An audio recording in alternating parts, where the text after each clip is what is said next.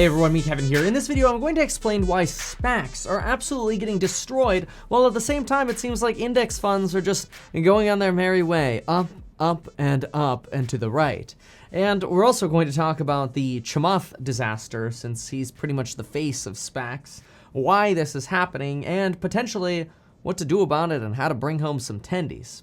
So first, let's take a brief little basic look at the charts. Not too long because it's painful enough. Let's take a look at some SPACs. Here's Open Door. It's SPAC'd with a pipe value around $10. Ran up to $40 at one point, now sits at $18.89. Here's ChargePoint, the switchback electric merger. This thing ran up parabolically to almost, almost $50, $49.48. Now the thing sits at $22.93. If you jump on over to yet another SPAC, like MP Materials, we're going to see that same run from around $10 to $51 down to $30.94. And you'll see the same thing of many SPACs, whether that's XL Fleets, here you go, look at that, $10 to $35 to $6.28. How about NGA? $10 to $35 to $15.24. Or what about Canoe? Ah yes, Canoe. $10 to $24.90 down to $8.05. Matterport? No saving grace here. Same thing. $10, $28 down to $12.55. Pretty much every SPAC that you look at is in the same darn boat. They all did really well during SPAC euphoria time. Here's Hyliion, $10 to $58 to $8.07. They all kicked butt. Look at QuantumScape, $10 to $132 to $36. Folks, they're all on the same course. All of them. ACIC, $10 to $18 to $9. It's literally all the same. You can even look at Virgin Galactic and see the same thing. Virgin Galactic, you zoom out a little bit more, you get to $10 back in 2019. SPACs goes to 42. Actually, at one point runs to 62. Now it's at $23. What about IPOE? We regularly hear about IPOE. Yep, $10 to $28 to $16.21. You kind of get the idea. There's been a lot of pain in SPACs, and it's kind of worth trying to figure out why this is happening. Well, one of the things that really got me thinking about why this is happening was this article in Bloomberg that I'm going to pull up, and then after the article in Bloomberg, I'll tell you what I figured out in terms of why this is happening. So this was in Bloomberg today, April 17th, and this here says, SPAC wipeout is punishing followers of Chamath. All 6 of Chamath's social capital holdings, blank check SPACs, including 3 that have already completed mergers, have plunged more than the broader SPAC market since its peak in mid-February. One of them, Virgin Galactic, is down more than 50%, and all of the losses in all of his SPACs are greater than the average 23% decline in SPACs as measured by IPOX SPAC Index since mid-February. These are some of Chamath's holdings here, or Chamath SPACs. You can see from their peaks, many of them have just fallen substantial levels, and on average, all of them together have fallen substantially more than all other SPACs in the market. Now, of course, a lot of them are up over the $10 pipe price. That's fair. That doesn't mean a lot of people aren't bag holders. I mean, there's even Clover Health. Clover Health, which is like an $8 stock right now. Take a peek at this. Clover Health shares rallied Friday, gaining 20% as chat rooms and social media boards identified it as a candidate for a possible squeeze. Just so you know, on Friday morning, and you can go back and look at this live stream, Clover was up 9%. And we were doing our morning live stream, and we said, hey, let's look at short interest. And we pulled up the S3 Partners tool, and we found out that the potential short interest on Clover was as high as 148%. Just when we saw that, the stock literally shot up to 30+%. I think at one point it was as high as 35% when people started sharing, oh my gosh, look at this. This is a potential short squeeze. And this got shared on Reddit and all these other places. Now, I don't want to take credit for finding it. It just happened to coincide with when we were talking about it, when the darn thing started going up. Problem is, in our course member live stream about an hour later, we started realizing there was a little bit of a discrepancy in how many shares are actually outstanding in Clover. And this video isn't about Clover, but there's a lot of debate. Does Clover have 80 million shares outstanding? Does Clover have 440 million shares outstanding? They're only 32 million shares short. Or is the float 22 million? There's so many different estimates, to me, way too confusing. But I thought I'd mention that because I kind of feel like that's almost like we made it into a Bloomberg article. It's kind of cool. But anyway, of all of the SPACs with celebrities, athletes, politicos, it's been Chamath's SPACs that have been among the worst bets, says Bloomberg. Ouch. That's a burn for Mr. Chamath. So why is this happening? Why is it that SPACs are the ones getting absolutely burned, but everything else, like index funds, broad-based basic index funds, are doing totally fine? Well, it's possible that it actually has to do with the SEC and some confusion that the SEC is causing. See, when this company Luminar, the LiDAR company, went public via a SPAC, they asked the SEC, hey, we've got some SPAC warrants. Are these assets or are these liabilities? And that set off a pretty crazy chain reaction for SPACs because most SPACs had been declaring them to be assets, but Luminar decided to call them liabilities. And that's sending up a whole lot of red flags that there could be a lot of revaluations at lots of different SPACs. But the question is, does it even matter? To understand whether or not it actually even matters, we have to first understand what a warrant is. By the way, if you want to skip this explanation on warrants, just go to the timestamp on screen here, and you can skip the explanation on warrants if you don't really care about what the mechanics are of them. You don't really need to know them. So if you get lost in that section, just remember the timestamp. I'll leave it in the corner down here or wherever, somewhere down here at the bottom. I'll leave it there in case at some point you get bored or lost and you want to fast forward. Take a look at this.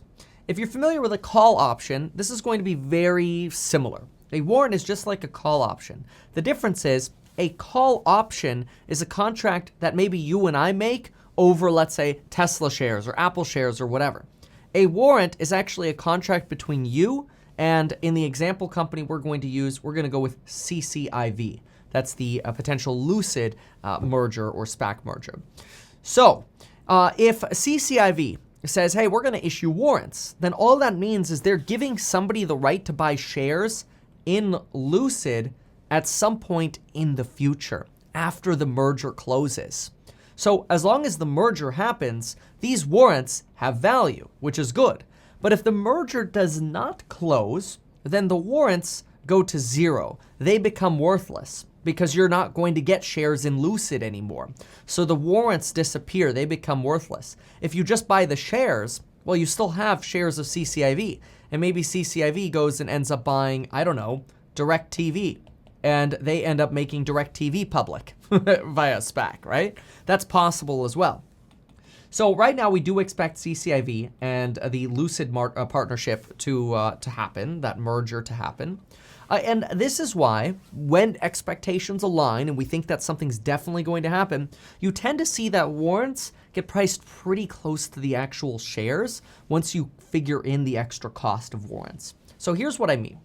Let's say that right now, a warrant for CCIV, kind of like a call option for CCIV Lucid, is $8.35. But that warrant says if you want to exercise it, you owe the company an additional $11.50. Okay, so this is kind of the market price of the warrant. So this is the market price of the warrant.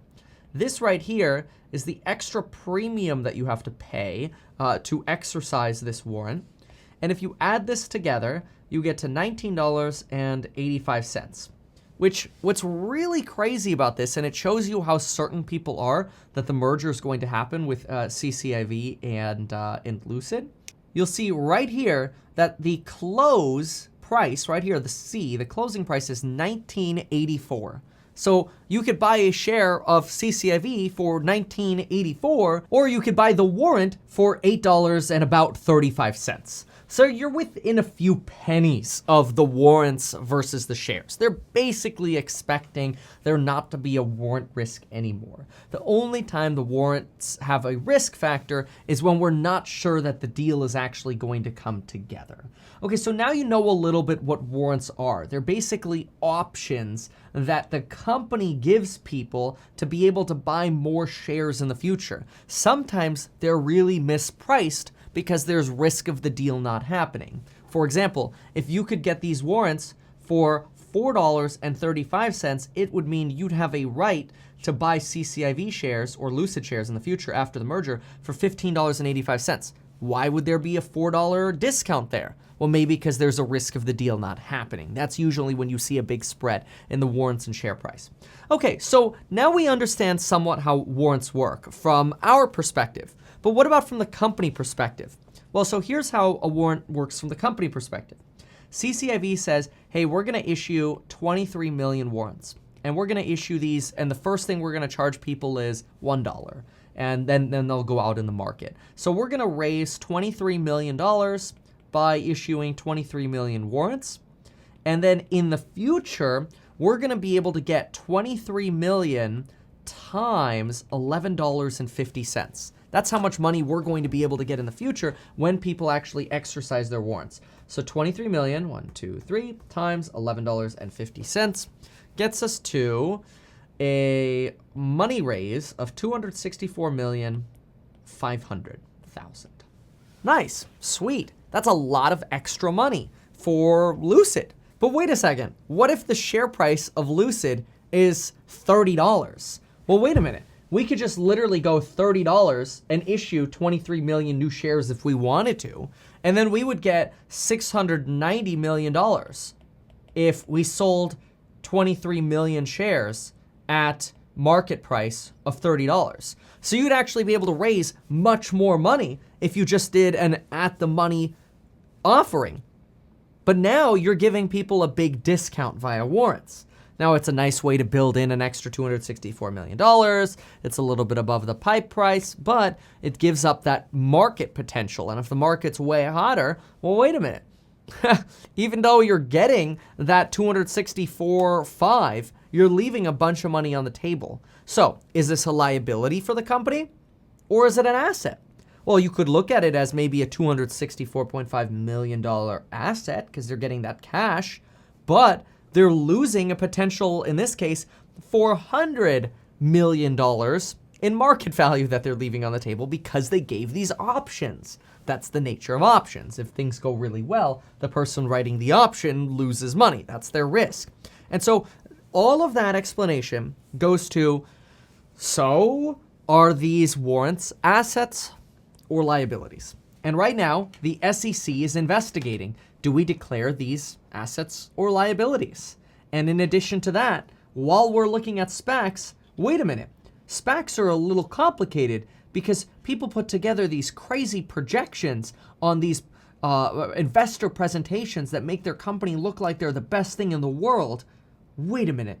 Maybe people shouldn't be able to make those kind of crazy projections. And if they are able to make those crazy projections, isn't that potentially misleading to the consumer? And so guess what's happening at the SEC? Well, two things. One, the SEC is really slowing down on the processing of SPACs right now. So new SPACs have really slowed down. In the last 6 months, we had about 5 SPACs a day. In the last 2 months, we've had about a SPAC a day. It's crazy how much it's slowed down. And guess what happens on Monday? On Monday, we get a new SEC chairperson who's super pro-consumer, Biden appointee, and potentially wants to clean up the SPAC mess. He gets sworn in, and he's expected to be sworn in this weekend, and he'll be taking his seat on Monday. So you've got this culmination right now of crap. Think about it. The face of SPACs, Chamath, is getting beat up. SPACs in general are in the toilet. New SPACs are slowing down. You got the SEC looking into projections. You got the SEC looking into warrants. You got the SEC looking into, well, SPACs more once they replace their chairperson. You've got a lot of potential new focus coming to SPACs that creates a lot of uncertainty, fear, and doubt. Or I should say fear, uncertainty, and doubt, because then it'd be FUD. But anyway, that's one of the reasons we're literally seeing all SPACs getting pummeled right now. And so what I encourage you to do is explore and see which SPACs do you think are the good SPACs. Personally, I think SPACs like CCIV or Shift Technologies or even Matterport, GHVI, I think those are excellent SPACs. Now, I know a lot of them still have to prove themselves. They're very early stage companies, but they're very good SPACs in my opinion. I think the fundamentals are there. You then have SPACs that have kind of changed their direction and they've led to even more confusion. And those would be SPACs like Canoe, which is Go EV, or Romeo Power. And then you've got just straight up bad SPACs like Nikola that have really put a bad reputation on SPACs. And recently, and I'm not saying they're bad, but recently they've had a lot of controversy. You've got Lordstown Motors has been going through some major controversy lately, and so is QuantumScape. So you literally have this massive, crazy funnel of garbage. It's almost kind of like you put a funnel in your mouth and somebody's just loading it up with a ton of garbage and trash. Like, it's disgusting. Even that description feels disgusting, me thinking about it. But anyway, that's one of the reasons SPACs across the board, whether they're good or bad, are getting absolutely pummeled and destroyed right now. So in my opinion, this creates an opportunity because when there is blood in the streets, in my opinion, that's the time to be shopping and buying.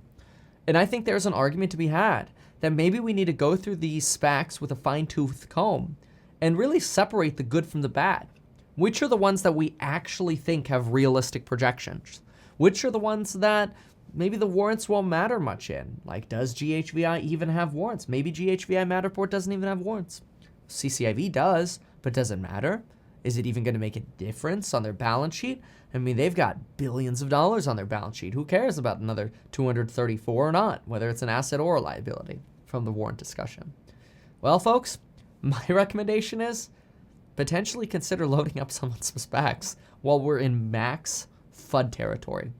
And I wouldn't be surprised if in 6 months to 2 years, 3 years, 4 years, we're doing a whole lot better than where we stand now with SPACs, because they're all in the toilet. And I love buying stuff from out of the gutter. Thanks so much for watching, folks. If you like my perspective and you found this helpful, consider checking out the amazing programs linked down below that can help you build your wealth immediately, whether it's real estate, stocks, making YouTube videos, sales, property management, you name it, there's a program for you. Take a peek down below and you can even bundle them together. Thanks so much. Bye.